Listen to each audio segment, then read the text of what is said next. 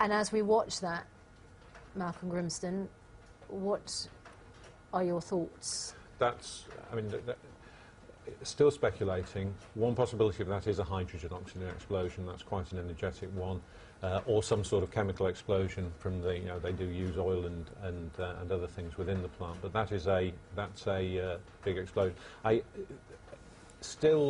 very strongly suspect that's not an actual nuclear explosion in the sense that the nuclear materials were involved in that.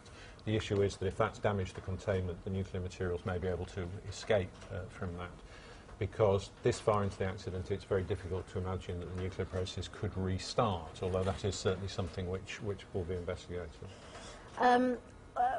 What strikes people, I'm sure, about watching a couple of things, as you say, whether that has caused damage in itself. I mean, presumably, at a plant like that, an explosion is something you want to avoid.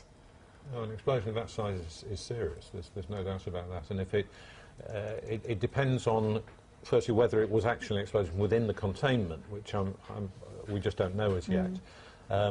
One thing we do know is that if that did involve the nuclear thing, we'll be seeing very high levels of contamination very quickly. So information should be becoming available as to what type of explosion it was. But clearly that's a very energetic explosion to be doing that. We're not looking here at something collapsing because of the effects of the earthquake, which was one possibility. No, that's clearly not the case. And we've had pictures of this site before what happened and then afterwards. And after this explosion, it appears that we see, instead of an intact building, as you would expect, you then see a sort of skeletal structure there where the walls have crumbled. And as you say, we're speculating at this distance and this stage and at this time, but significant damage has been caused. Yeah, I mean, in most plants, the actual working part is built underground.